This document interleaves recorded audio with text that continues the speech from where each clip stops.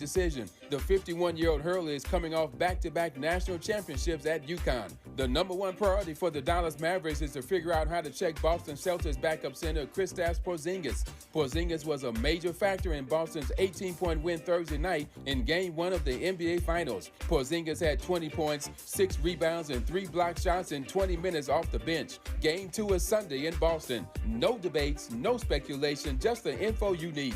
That's your KBLA Sports Minute. I'm Ray Richardson. More news, opinions, and conversation when we come forward on KBLA Talk 1580. KBLA Talk 1580 is the fastest growing talk radio station in Southern California, home to 50,000 watts and an audience reach of 12 million listeners. KBLA Talk 1580 is a pioneer for Black audio content, including our groundbreaking $2 million climate justice campaign and the most loyal, influential audience. According to an independent research study by the polling firm Redress, for the second consecutive year, KBLA Talk 1580 is the most trustworthy, reliable, and credible news source for Black audiences and beyond in Southern California. Let KBLA Talk 1580 power your advertising dollars. Our omni-channel custom marketing solutions are specifically tailored to connect with your ideal target audience. We leverage audio, podcasts, streaming, digital, social media, and local activations to get your message out to the Black community. Get in touch with our advertising team today at advertising@KBLA1580.com. That's advertising@KBLA1580.com. KBLA 1580. We've got you Black.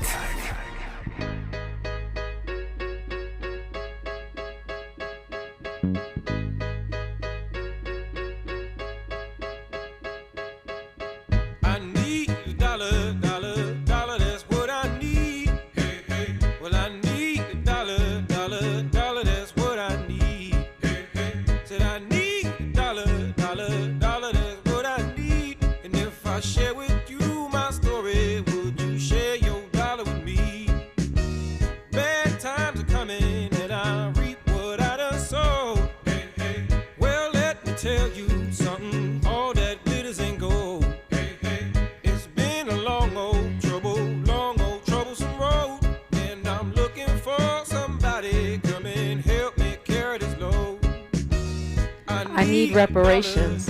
Reparations is what I need. KBLA Talk 1580.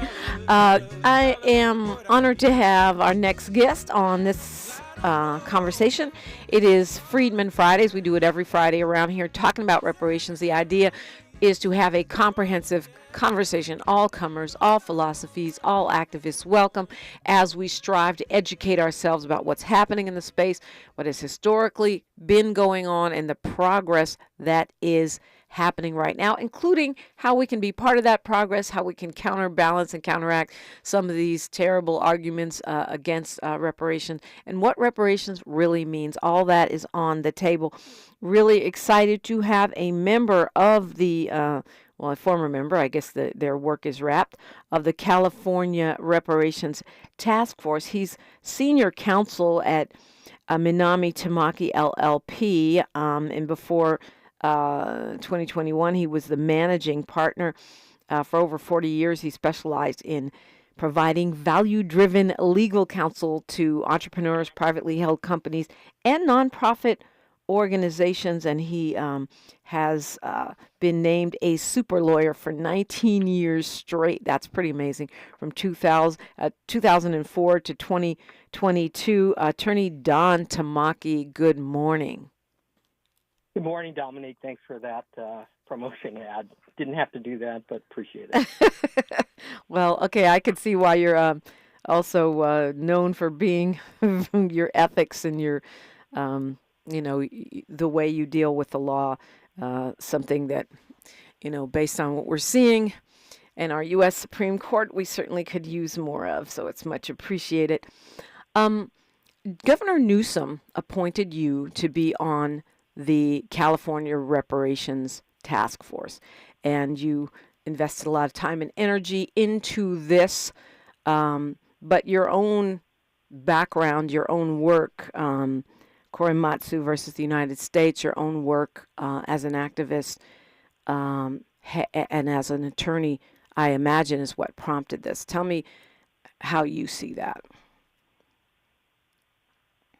Well, it's our experience as, Japanese Americans being rounded up and put into concentration camps. Of course, there's no equivalence between 400 years of oppression, including 246 years of enslavement and 4 years in a concentration camp. But Japanese Americans do know something about racial profiling and being targeted just because of who you are. And so May 25th, 2020, Mr. Floyd was murdered, triggering the largest protests in U.S. history. And it really propelled the legislature to pass Shirley Weber's AB 3121, creating the task force to study and make recommendations with respect to reparations. And the legislation created a 9-member task force, 5 of them appointed by the governor, 4 appointed by the legislature, 8 were black scholars and activists and representatives, and then there was me, the one person who was not black on the task force, but the one person having at least some experience with the government apologizing for a great wrong it did to our community and then putting some money behind it. So I think that was in large part my contribution to the task force. And talk to me about that famous case that you were part of, Korematsu versus the United States, and how, that is connected to our African American modern day reparations movement. Well, the problem is, of course, it's more relevant today than even when we reopened the case. But to revisit history, after Japan attacked Pearl Harbor, there are about 120,000 Americans who just happened to be of Japanese ancestry, who happened to look like the enemy, living on the West Coast. And within a day, the Secret Service swept into our communities and arrested leaders. And within months, almost 120,000 people had lost their property, their freedom, some even their lives, when they were confined in 10 concentration camps stretching from California to Arkansas. Fred Korematsu, an American citizen, never been to Japan, barely spoke Japanese, couldn't read it, felt it was wrong, and he refused to obey. And his case went up to the U.S. Supreme Court in 1944, and to his surprise, he lost. The government basically said that if the government tells us that, the Supreme Court basically saying that if the government tells us that these people pose a threat and should be rounded up, then we believe it. And so that case stood for almost 40 years until, quite by accident, secret wartime memos from the Justice Department, the FBI, and other intelligence agencies basically admitted during the time that this was happening that Japanese Americans posed no threat, had done no wrong, and that the roundup should never have happened. And on that basis, we reopened this landmark case, and Fred Korematsu's criminal conviction for defying these orders was overturned. The issue basically amounts to racial profiling, which, of course, the black community is all too familiar with. That just because of how you look and your ancestry and so on, that you would be demonized and excluded. And that's happened in America since 1619. And I think it created I'll call it the racial hierarchy, where white lives were preferred above all others, black and Native people were on the bottom, and everybody else was somewhere in between. And it just so happens that during the war, Japanese Americans found themselves in the crosshairs. But the structure that led to our incarceration was put into place long before we arrived on these shores. So there is a connection. I think what happened to us, however, is a subchapter in a racial pathology that, as I said, began long before we arrived in America. And, we've had a lot of conversation on this show in particular, Freedmen Fridays, about, many aspects of reparations, but one piece is the idea of who supports reparations for Black Americans, who are true allies in this fight, as far as communities and organizations and schools of thought. And I think there is a perception that it is nobody. I want to get your thoughts on that, because that's not what I see when I see many organizations signing on to support, the recommendations that you all made with the task force and the work that you've done. How do you see that as far as folks outside, as the only non-Black member of the California Reparations Task Force, how do you see that as far as non-Black people standing in solidarity here? Well, I think it has to be. Black people in California are 6% less than in the population, 14% of the nation. And so in order for this to happen, it has to be supported by everybody else. And the good news, I think, is that the discussion about reparations is happening like never before in my lifetime. And, we promoted an endorsement list of organizations supporting reparations. They, of course, include small advocacy organizations and social service groups, but they also include huge mainstream organizations like the Los Angeles County Bar Association, one of the biggest in the United States. And right now on supportreparations.org, which is a website, there are over 620 endorsing organizations, but I'm very pleased to report that over 70 of them are Asian American groups, and of those numbers, over 50 are Japanese Americans organizations. And I think the reason is there's a visceral understanding that repair is needed, that for healing to, as you were saying in the last segment, level the playing field and to make it right. And so there's a growing multiracial coalition. One of the groups I'm working with is called the Alliance for Reparations, Repair and Truth, ART. It's led by Black-led organizations, including the California Black Power Network, the Equal Justice Society, the Black Equity Collective, Live Free, Catalyst California. But under that is about 20 or 30 multiracial organizations, multi-denominational faith organizations, professional groups, social service advocacies, and others. And so we hope that there's the development of a movement.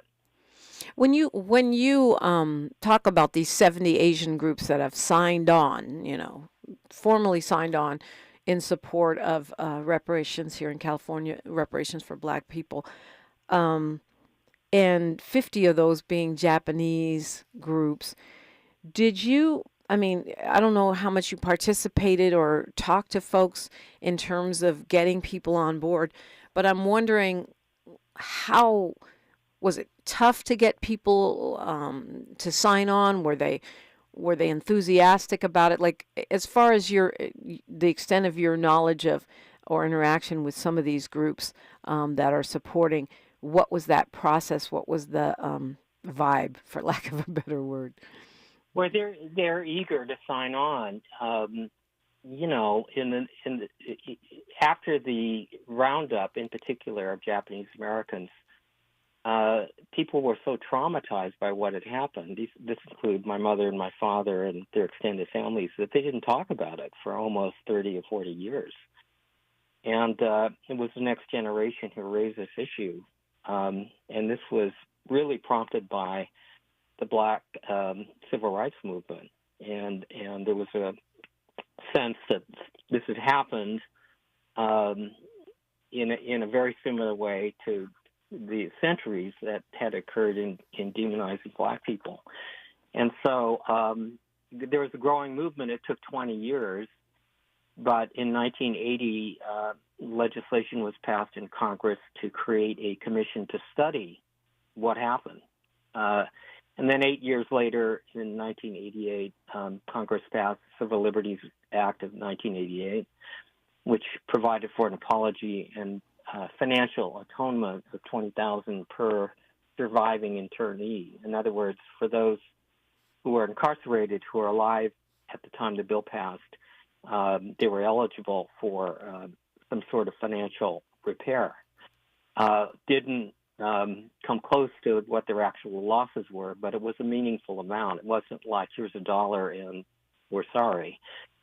And so the ironic thing that Japanese Americans are very well aware of is that in 1989, 1 year later, Congressman John Conyers out of Michigan proposed a similar study bill, not the money bill, but the 1980 study bill of Japanese Americans, very similar. And for almost the next 40 years, it hasn't been able to achieve a floor vote, even. And it began with a few co-sponsors. It's now over 200, all Democrats, but it has never made it to the floor vote, which tells us something about America, that when it comes to black people, the answer has been no. And I think Japanese Americans in particular understand the healing power of the government acknowledging a great wrong and actually doing something about it. The scale of the harm, I have to say, is not comparable. What's happened here is 246 years of enslavement, another 90 years of Jim Crow terror and segregation, and then decade after decade thereafter, leading to today's outcomes and huge racial disparities. And so this is a wrong that's never been acknowledged. And among all of the groups, I think Japanese Americans in particular are aware that something has to be done. We're talking with Attorney Don Tamaki, who's part of the Reparations Task Force, was part of, and it is a Freedmen Friday. If you've got a question or want to join the conversation, you're welcome in 800-920-1580. I'm Dominique DiPrima for KBLA Talk 1580. She's reclaiming her time on KBLA Talk 1580. More First Things First with Dominique DiPrima when we come forward. Hi, Tavis Smiley here. We're getting closer to June 18th, and time is running out for you to register to join us for our historic symposium live on C-SPAN, Tuesday, June 18th, 4 to 7 p.m. at the California Science Center in Exposition Park. Admission is free, but you must register at KBLA1580.com right now if you want to be in the audience when the nation will see for the first time ever a stage full of brilliant black folk talking about the urgency of now. Climate justice, climate equity, climate resilience. It's all going down. Well, it's actually all going up. Tuesday, June 18th, 4 to 7 p.m. live from the California Science Center in Exposition Park. Again, admission is free, but we're filling up fast. So if I were you, I would log on right now to KBLA1580.com to reserve your seat. Caring about the climate, caring about the community. We're KBLA Talk 1580. We've got your black. So you just used bug spray in your home. Now what? Well, between the waiting and waiting for things to dry up and keeping your family away from the mess, it hits you. You could have used Zevo. Unlike other bug sprays that stick around, Zevo goes from kill to clean in seconds. Plus, it's safe for use around people and pets when used as directed. Zevo, people-friendly, bug-deadly. Seasons change. Why not your tech? Upgrade now during the Dell Technologies Summer Sale event and save on select PCs like the XPS 16 powered by Intel Core processors. You'll be able to bring your most intensive projects to life with built-in AI, minimalistic design, immersive visuals, and cinematic audio. When you shop online at Dell.com/deals, you'll have access to exceptional tech and electronics plus free shipping on everything. Amazing prices await you for a limited time only at Dell.com/deals. That's Dell.com/deals. KBLA Talk 1580. We've got a lot to talk about. KBLA Talk 1580 believes in community empowerment through the arts. Tia Chucha Central Cultural is on a mission to transform community in the Northeast San Fernando Valley and beyond through ancestral knowledge, the arts, literacy, and creative engagement. The Northeast San Fernando Valley has a population of about 500,000, the size of the city of Oakland, yet it has no bookstores, art galleries, or full-fledged cultural spaces until Tia Chucha's opened its doors in 2001. Founded by renowned poet and activist Luis Rodriguez, Tia Chucha's Cultural Center provides a year-round free or low-cost arts and literacy bilingual intergenerational programming in mural painting, music, dance, writing, visual arts, healing art sessions, and healing talking circles. Activities also include Mexica, Aztec dance, indigenous cosmology, philosophy, and 2 weekly open mic nights, one in Spanish, the other in English. In addition, they host author readings, film screenings, and art exhibits. To express yourself, heal yourself, attend an event, or volunteer, please visit www.tiachucha.org. That's TIACHUCHA.org. This is a community call to action from KBLA Talk 1580. The conversation continues right now with Dominique DiPrima on First Things First. And we are talking with super lawyer, Attorney Don Tamaki, who was appointed by Governor Newsom in 2021 to serve on the California Reparations Task Force to study and develop reparations proposals for African Americans. And I want to get into that. We'll get into, the process and the report itself and what actions are being taken, in the wake of that to move this forward. But I do want to, since I have you on, follow up a little bit on what you were saying and sharing about the experience of Japanese Americans. I'm friends with a guy named Ron Wakabayashi, who was involved in the activism around reparations for Japanese Americans. And one of the things that he said to me that struck me is, and I'm a big advocate for cash reparations, but one of the things he said to me is that out of the Japanese experience came a lot of healing, a lot of not just the apology, but a lot of good came out of it for those families, even though what you're saying, they gave people $20,000, but homes were seized and careers were destroyed. So from a monetary perspective, it seems like not at all close to justice, but more than that came out of it, is what Mr. Wakabayashi said. Do you agree with that? Oh, I agree. Ron Wakabayashi is one of the main reasons that our movement was successful. But again, I do want to point out that the scope of the harms are vastly different. Yeah. And what happened to Japanese Americans was a great wrong and terrible, and the losses were huge. But when you look at what's happened to African Americans since 1619 and what's the wealth that's been extracted out of that, and how how profitable it was to separate America into white and black, and then everybody else in between. It's really a different ballgame. And so the task force really focused on, in terms of reparations, the 5 UN principles, and compensation is certainly part of that. But among others, all equally important, following compensation is restitution, meaning something comparable to Bruce's Beach, that if land has been seized and taken and can be given back, it should be. Rehabilitation, which goes to issues of how you ameliorate the harm, and that goes, for example, to health care, mental health care, other forms of healing that you were saying, Dominique. And then satisfaction, it has to be done in a way that meets the needs and is satisfying to the victims. And finally, guarantees of non-repetition. And that is to say, this is not just about rehabilitating and restoring and also providing compensation. It's about stopping the harm. And as you know, there's been an ever-recycling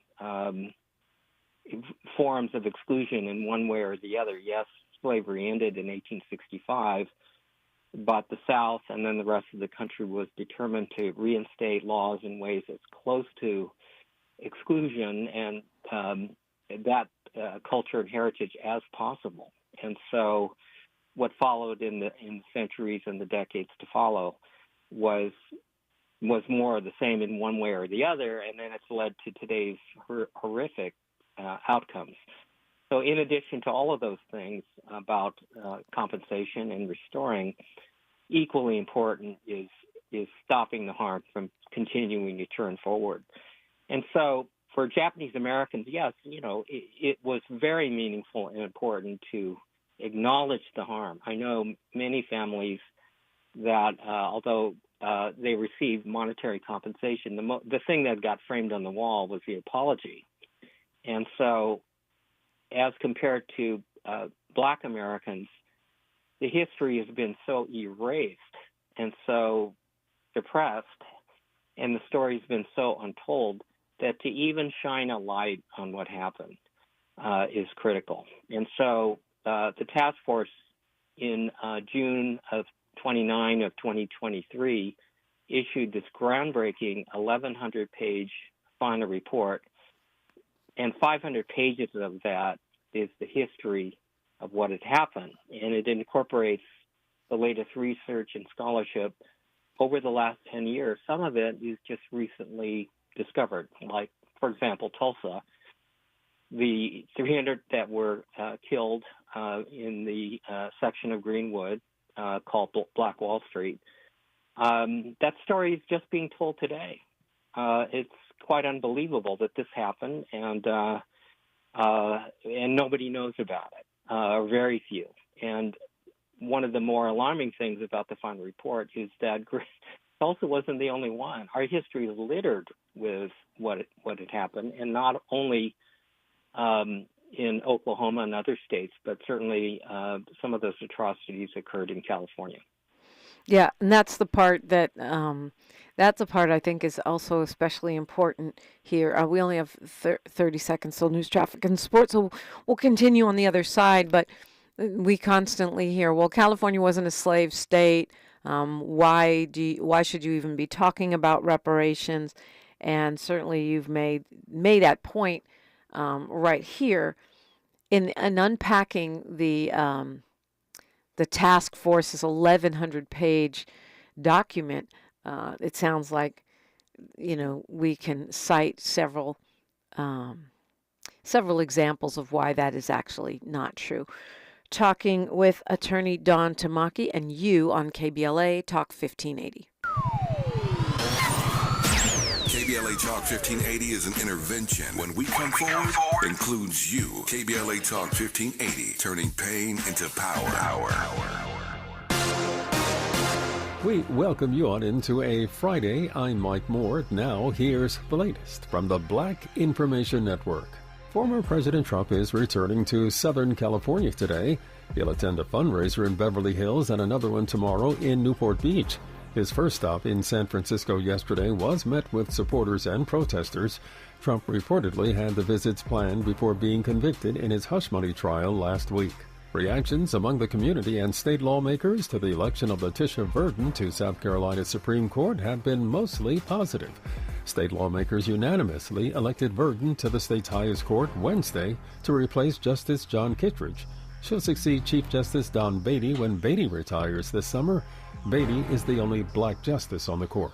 And that's the latest. I'm Mike Moore from your 24/7 news source, the Black Information Network and BINnews.com.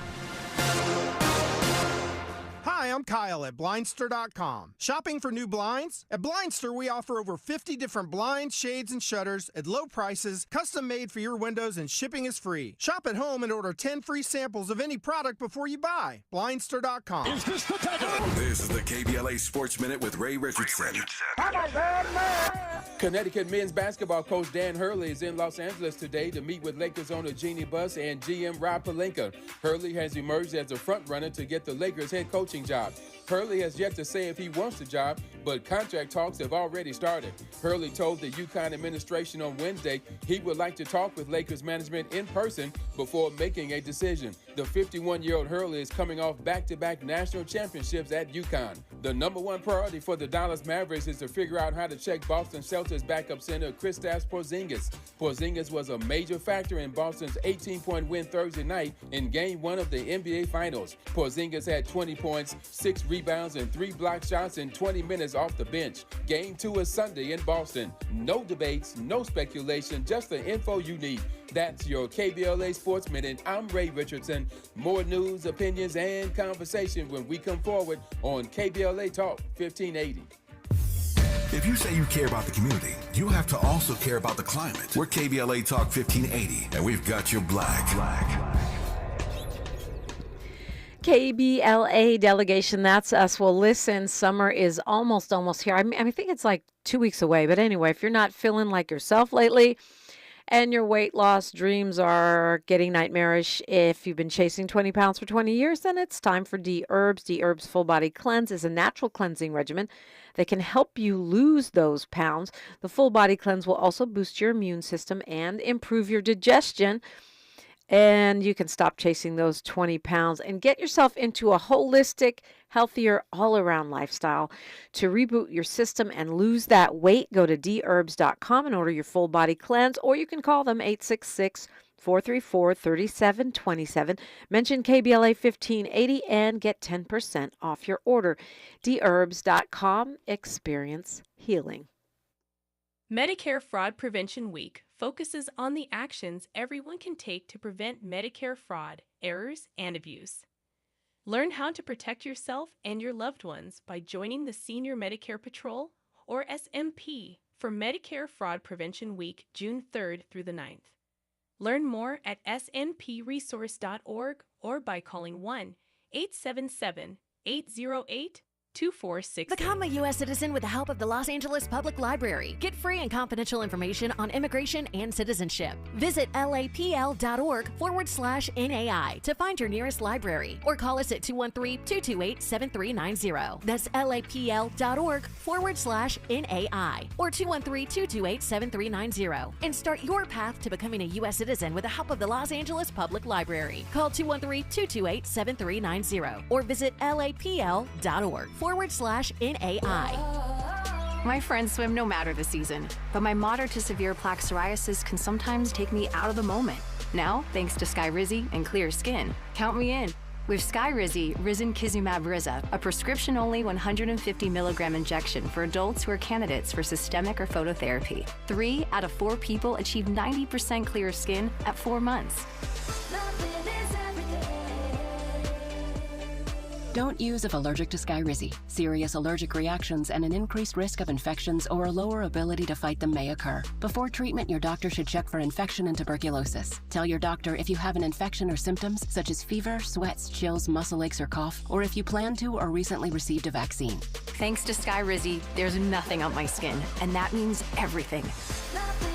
Ask your doctor today about Skyrizi, the #1 dermatologist-prescribed biologic in psoriasis, and visit skyrizi.com or call 1-866-SKYRIZI to learn more. We're not for everybody, but we're for everybody. You're listening to KBLA Talk 1580. You are, and we're talking with Attorney Don Tamaki. He is with Minami Tamaki. He, for many years, was lead attorney there and still works there. But, you know, long before you were appointed by the governor as part of the California Reparations Task Force, you were already in the history books for your work around Japanese American redress for, as we discussed earlier, the rounding up of Japanese Americans and really being put into concentration camps.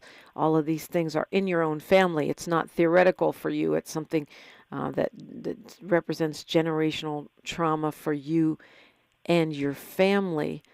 But yet, I read that this process of helping to create this report and all the investigation and hearings and research that went into that report and those recommendations, still changed your perspective or taught you new things about history, the history of America, and particularly black folks, I imagine, in California? No question. I thought I was well-read in American history. And then after this 2-year intense process in which, 30 lawyers from the Department of Justice in California, over 3 PhDs working for the state, and lots of university professors and historians contributed to this monumental study, it changed our perspectives. And even among my 8 colleagues on the task force, everybody learned something. I mean, the history is so buried. Assemblymember Reggie Jones Sawyer, whose uncle was one of the Little Rock Nine, said that, about the task force, that it uncovered things that he thought only happened in the South. And they happened in California. And so, of course, that was an eye-opener. I think the second eye-opener was more personal, and that is to say that, the roundup of Japanese Americans and in their incarceration for no wrong other than they happen to look like the enemy, I always thought began, in the late 1800s with the Chinese Exclusion Act and the various anti-Asian legislation that happened. And now my perspective is completely different. I think the racial pathology that I was talking about that ultimately put Japanese Americans in the crosshairs has an origin, and it didn't begin in 1882. It began in 1619, before we even arrived. And simply put, the values and the culture that propped up the institution of slavery and its evolving aftermath continued to be part of the threat of the country. And so if you can demonize and dehumanize Black people or Native people, then the targeting of any other disfavored group du jour is easy. And it just happens that in 1942 it happened to be us. And so within the context of history and what began with slavery and then morphed forward was an eye-opener to me. And then I began to relate things in our own family history. For example, my mother grew up in West Oakland, and my father in San Francisco, Japantown, and Chinatown. But in 1942, when the orders to be forced out of their homes at gunpoint and into temporary detention camps before the 10 concentration camps were being constructed, in the early months of 1942, the place that Bay Area Japanese Americans were confined was a racetrack, Tanforan Racetrack in San Bruno, just south of San Francisco. It surrounded it with barbed wire and machine gun towers, and 8,000 people were forced out of their homes and into horse stalls. And one of the ironies that I don't think anybody missed was the toilets and drinking fountains were separated by signs marked white and colored. And so Jim Crow had thoroughly infected California, but more to the point, symbolically, you could see how the confinement of Japanese Americans was so normal, given that context, that no one questioned it. And so this culture of separation and exclusion and targeting Japanese Americans in 1942 just so happened to neatly fit into that framework. But the framework has an origin, and it didn't begin in 1942. It began in 1619. And so that was the sort of epiphany that the task force brought to me. We have a question from Steve. Steve from LA. Good morning.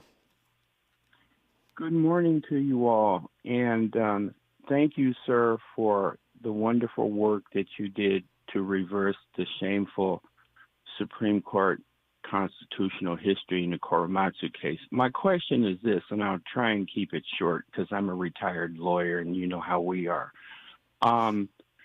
Korematsu, unlike the current legislative, political-based reparations movement, had an ugly judicial history, which came before that judicial history was undone and the reparations movement righteously began. Korematsu, as you know, is one of the three worst Supreme Court cases in U.S. history: Dred Scott, Plessy versus Ferguson, Korematsu. Now, Korematsu.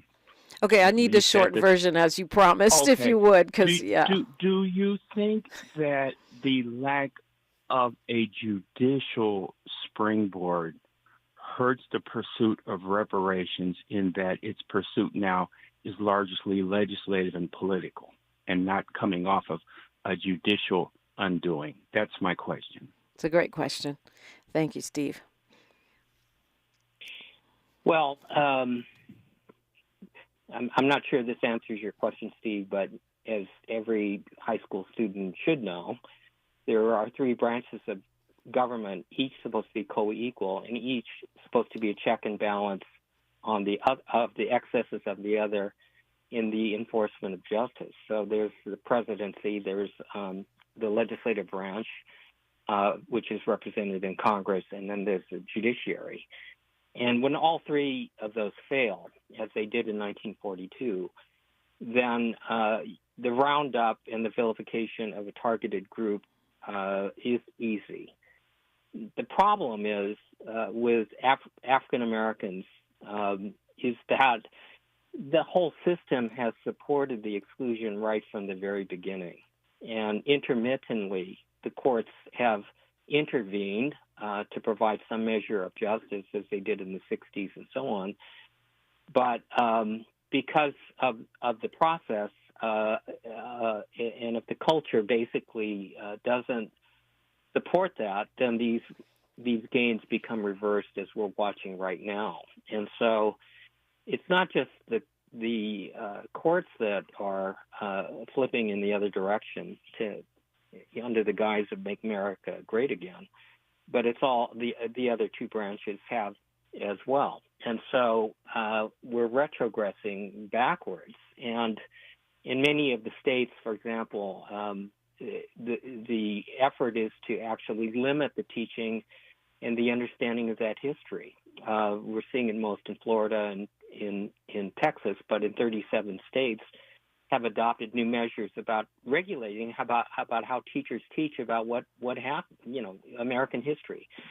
And so it's all contextual. And of course, I'm happy that the foundation of the Korematsu case has been undermined.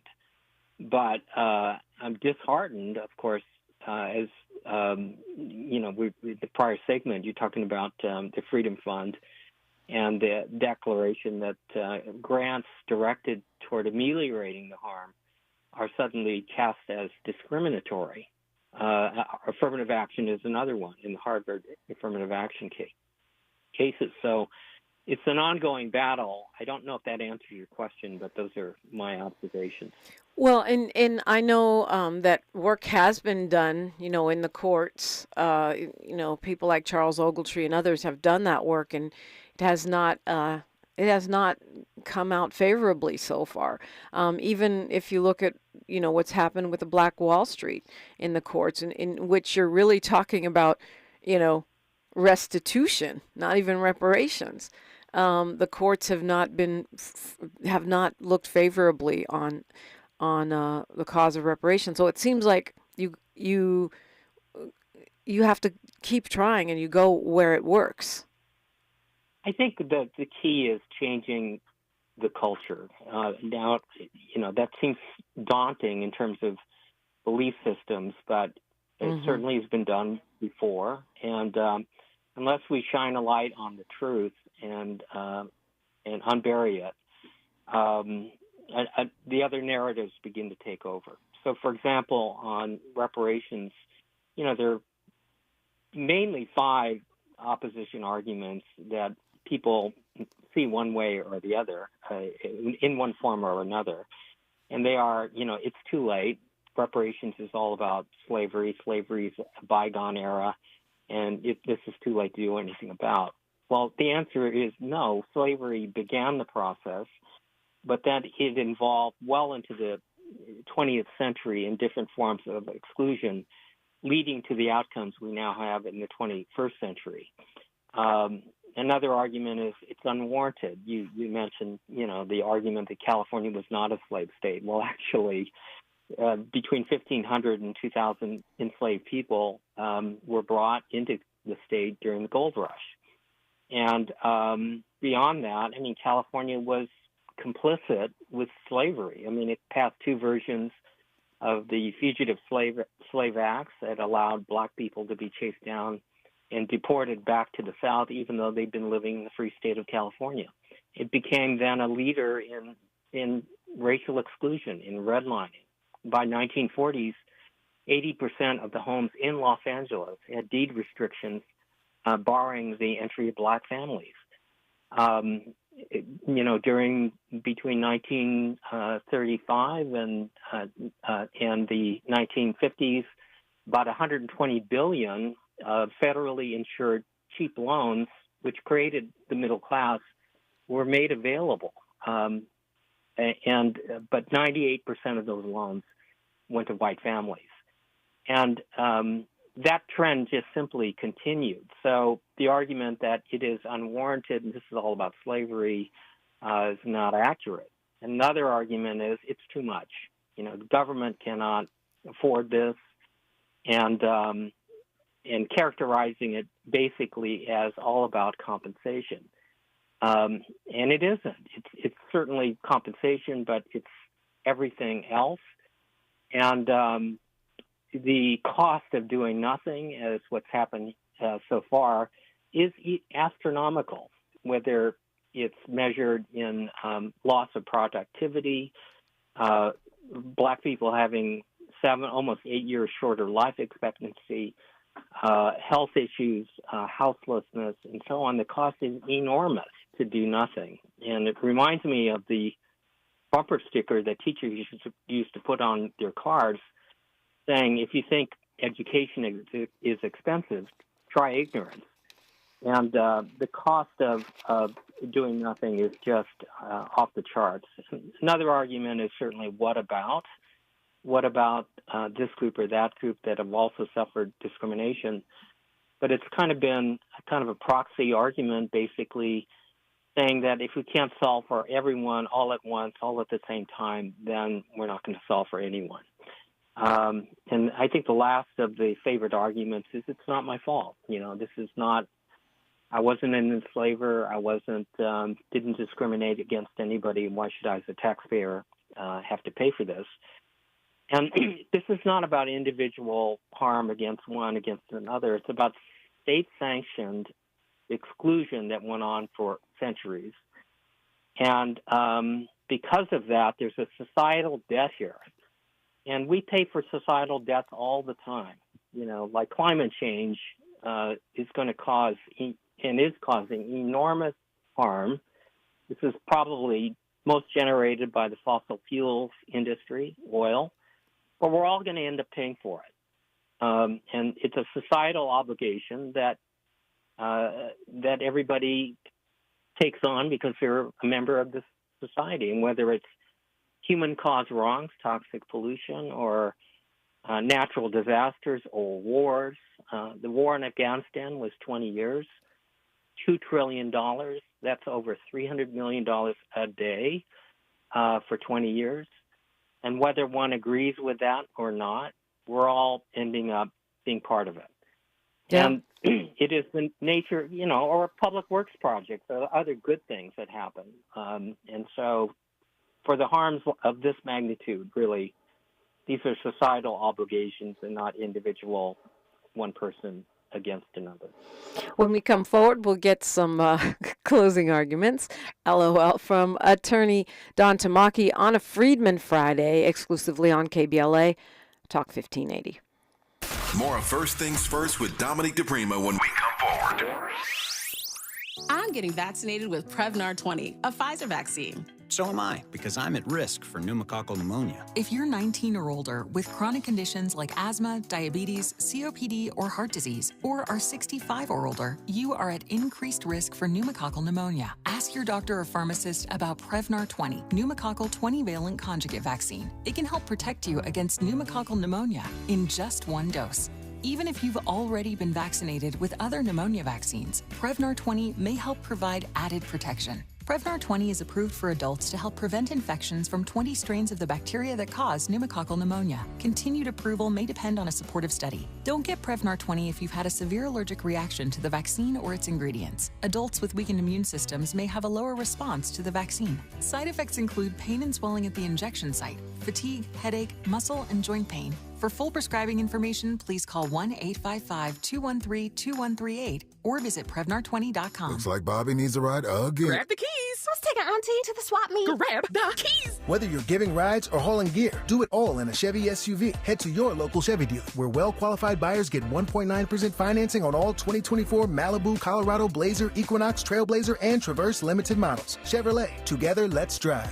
1.9% APR for 36 months. Monthly payment is $2,860 for every $1,000 you finance. Example down payment 15.8% must finance with GM Financial. Some customers may not qualify. Not available with lease and some other offers. Take new retail delivery by 7/1/24. Make a move into a home of your own. With City National Bank's Ladder Up Home Loan Grant, you could receive up to $20,000 that you never need to pay back. Use it toward your down payment, save on closing costs, or to buy down your mortgage rate. Find out more at cnb.com/ladderuphome. City National, here for every stage of the journey. Property must be in a qualifying market in California, New York, or New Jersey. Additional terms and conditions apply. Not all applicants will qualify. Terms are subject to change without notice. City National Bank is an equal housing lender. Member FDIC. NMLS number 536994. Febreze.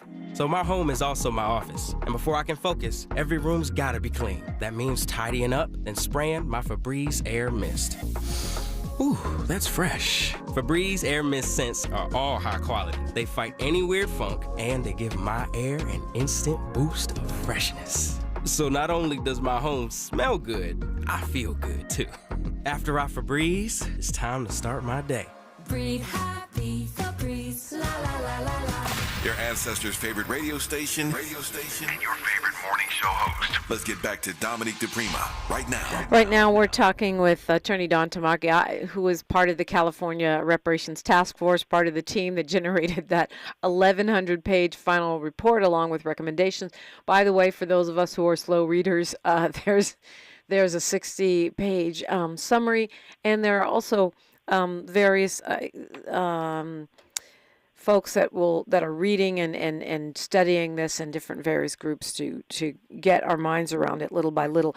You mentioned some things that really stood out to you, and I just want to ask you if you want to highlight any of those as far as things that you learned in the course of the work, but also the recommendations that came forward from your work as part of this task force. As you pointed out, as a Japanese American, the only member of the task force who is not black. Yeah, the 1,100-page report includes over 115 recommendations for repair. Some of those deal with direct compensation or assistance in terms of loan and housing and tuition and this sort of thing. But by far, most deal with systemic reforms in healthcare, housing, employment, and other areas which have resulted in these huge racial disparities, and including the wealth gap. And so I think the message has been this cannot be a one and done. In other words, in the legislature right now, because of the California Legislative Black Caucus and its leadership, have introduced 14 bills from the caucus and another 6 or so bills from individual legislators dealing with civil rights and policing and housing and other reforms. But what's heartening is that there's an understanding that this has to be an effort spanning years. It has to be a fixed part of the budget in which every year, in good economies and bad, this must be on the radar screen in terms of pushing this out. And so that was certainly one takeaway, that this is a long process. It needs to begin somewhere, and I'm glad California is leading it. The other sort of thing is, can it spread? And so while Washington, D.C. and Congress has not been able to move on this, other states are now picking this up, including Illinois and now the state of New York, and certainly in counties like Los Angeles and cities across the country are beginning to form their own task forces. So again, this is part of the education process to change the culture, change how we think about these things.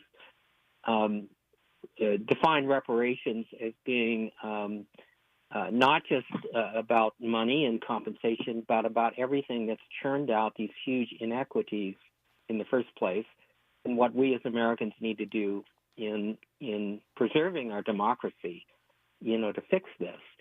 And so lots of things are coming out, including documentaries and dramatic works and other things, to begin to move the needle of public opinion. So I think I'm very hopeful, actually, about the effort so far. Yeah, I mean, you talk about changing the culture, Attorney Tamaki. I feel like 10 years ago, this was a completely fringe issue, even 5 years ago. Right. And now it's in the mainstream of our conversation. To me, that represents progress and momentum.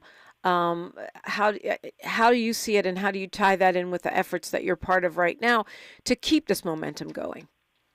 I think it is. I mean, like everything else, these words, reparations or critical race theory or whatever, they become buzzwords for opponents to seize upon. But it's also up to us to define it in terms of these are justice issues, period, plain and simple. And so these great transfers of wealth and opportunities that have happened to the benefit of one portion of society and the almost total exclusion of the other has to be made public. And I think when we do that, reparations becomes not so much, it's not a fringe issue, it's not preposterous, it's just simple justice. And so we need to push this out in big and in small ways. And I think final report provides at least the intellectual foundation to begin that process. The strength of the report is it's very comprehensive. The weakness of the report is that's 1,100 pages. Yeah. So right. we need people to take a look and break it down and make it accessible. Well, Attorney Don Tamaki, really appreciate you spending this hour with us and sharing your experience and your hard work, and thanks for all that you're doing in the space. Thank you so much, Dominique. And for those of you who are ready to start reading that report or the summary, you can, it's Office of the Attorney General, oag.ca.gov, oag.ca.gov. The whole report is there, and the summary is there, and you can read it at your leisure. We are going to be hearing from Molly Bell before we go to DJ Quest Coast and you. That's next on KBLA Talk 1580. KBLA 1580 Santa Monica. We welcome you on into a Friday. I'm Mike Moore. Now here's the latest from the Black Information Network. Former President Trump is returning to Southern California today.